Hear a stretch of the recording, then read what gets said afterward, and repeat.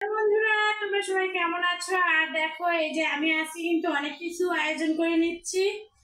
আর সব আয়োজন হচ্ছে একা হাতে করতেছি। তো এখানে হচ্ছে এই যে বাদামটা হচ্ছে ব্যালেন্স করে নেব। আর এই তো যে গরম মশলা, আর হচ্ছে তো সালাতের জন্য হচ্ছে শসা নিয়ে আসছে, আরও তো পান সুপারি উঠে আসছে। মাঝে মধ্যে কিন্তু একটু পান সুপারি লাগে, আর আমার নানি যখন আসে তখন অবশ্যই তো পান সুপারি নিয়ে আসতে হয়, কারণ সে পান সুপারি খায়। আর এখানে হচ্ছে কিন্তু আজকে বিশেষ একটা আয়োজনের কারণে আর কি এসব আর কি করা হচ্ছে। তো এখানে এই যে মাংস নিয়ে আসছে 4 কেজির মতো, আরও নিয়ে আসতে গেছে। আর হচ্ছে এই মাংসটা আমি নিজে হাতে রান্না করব।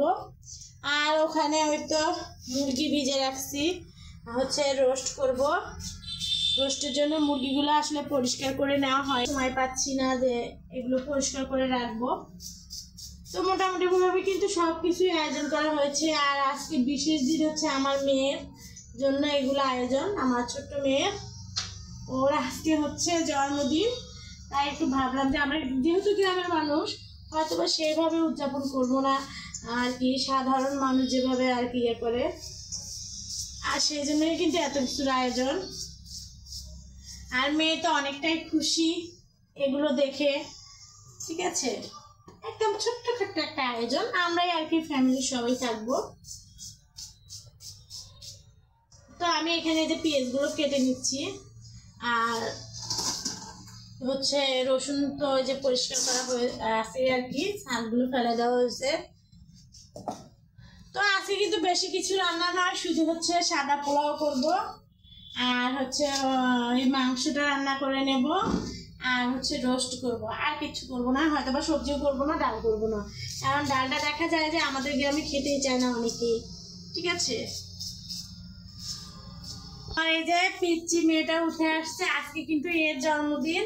ঠিক আছে, আমার মাটা খুব ভালো, আমার খুব কথা শুনে ঘুম থেকে উঠে আসছে, তো ওই জন্য একটু মানে আমার সঙ্গে ভাব নিচ্ছে। নানিও কাজ বাজ করতেছে। হ্যাঁ বন্ধুরা, এই দেখো, এগুলো হচ্ছে আমাদের বাড়ির হচ্ছে পোলাও চাল, একদম দেশি চাল। তো আমি হচ্ছে এগুলোই রান্না করব। আর এটা হচ্ছে পুরানা হয়ে গেছে চালটা, এই জন্য আমি হচ্ছে মেপে নিয়ে একটু রোদে দিয়ে দেব। ঠিক আছে, আর বাড়ির দেশি চাল বলে কথা, পোলাও চাল। আর এটা পোলাও কিন্তু অনেক সুন্দর হয়, আর খেতেও ভালো লাগে।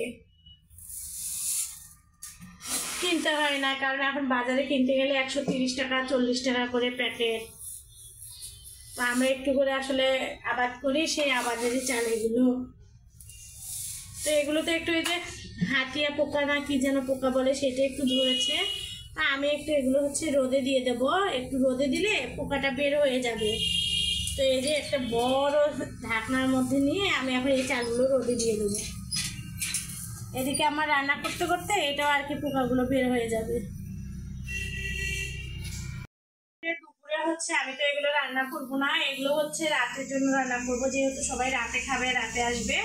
তা আমি এগুলো হচ্ছে যে পরিষ্কার করে নিচ্ছি। আর ওখানে হচ্ছে ওই যে মাছের চটচটি বলে যেটাকে আর কি, একদম নদীর মাছ। তো সেই নদীর মাছগুলো আমি চটচটি করে নিচ্ছি দুপুরের জন্য। আজকে দুপুরে আসলে একটা তরকারি রান্না করে নিচ্ছি, যেহেতু রাতের বেলার জন্য অনেক কিছু আয়োজন করা হচ্ছে।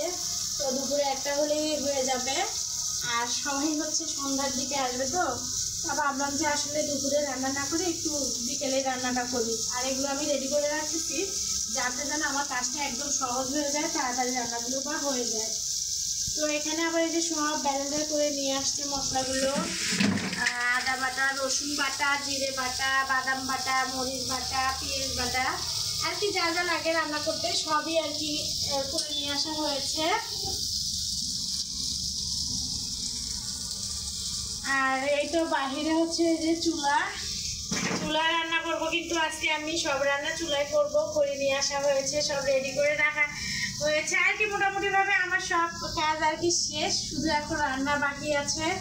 তো রান্নাটা করব, একটু দেরি করেই করব, যেহেতু গরম আজকে কিন্তু আসলে রোদের তাপমাত্রাটাও অনেক।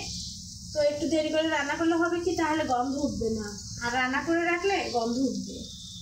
এই জন্য আমি হচ্ছে সব কিছু রেডি করে রাখলাম, আমার কাজটাও একদম সহজ হয়ে গেল। এদিকে এই যে আমি এগুলা রাখি দিলাম, এগুলা হচ্ছে কলিজা, এগুলার সঙ্গে রান্না করা যাবে, তো এগুলো রেখে দিলাম, এগুলো আর নেবো না।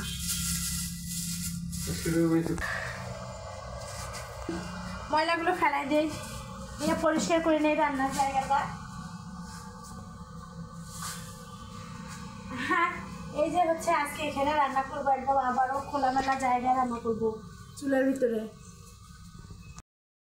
আর এই তো বন্ধুরা দেখো, আজকে কিন্তু আমি এই চুলাটা রান্না করব। আর এতগুলো রান্না তো আমি হচ্ছে গ্যাসে করতে পারবো না, তাই এই হচ্ছে সিমেন্টের চুলা, এটাতে রান্না করব।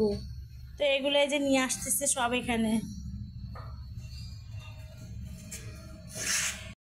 বন্ধুরা এই দেখো, আজকে কিন্তু যেহেতু মেয়ের জন্মদিন, তো একটু তো পায়েস রান্না করতেই হবে, একটু মিষ্টি মুখ করাতে হবে না, আমরা তো আর অত কিছু কিনে আনতে পারবো না। তাই তো হচ্ছে এখানে পায়েস রান্না করতেছি, ঠিক আছে। একদম দুধের মধ্যে, এখানে কোনো পানি নাই, শুধু দুধের মধ্যে আমি চালটা ফুটিয়ে নিচ্ছি।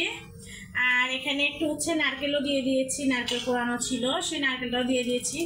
মোটামুটিভাবে বলা যায় যে এগুলো সব আমাদের বাড়িরই, কোনোটাই আসলে কেনা নয়। যে যে পায়েসটা রান্না করতেছি আর কি, এগুলো সব বাড়িরই। তো এই যে আমার পায়েসটা কিন্তু মনে হচ্ছে যে খুব সুন্দর হবে, ঠিক আছে। তো আমি জন্মদিনের আসলে পুরো ভিডিওটা আপনাদের সঙ্গে শেয়ার করতে পারতেছি না, যদি পারি তো পরবর্তী ভিডিওতে শেয়ার করব। তো আজকে এই যে মেয়ের জন্য একটু পায়েস রান্না করে নিচ্ছি। আমি কিন্তু সব রান্না এখনও করিনি, বলছি তো চুলায় রান্না করব। তো এখানে শুধু পায়েসটা আমি একটু আর কি রান্না করে রেখে দেবো, পায়েসটা একটু ঠান্ডা হলে খেতেও ভালো লাগে, তো এই জন্য পায়েসটা আগে রান্না করে রেখে দেবো। সবাই ভালো থাকবেন, আমার ভিডিওগুলো দেখবেন এবং আমার পাশে থাকবেন। যদি ভালো লাগে তাহলে একটা করে সাবস্ক্রাইব করে দিবেন।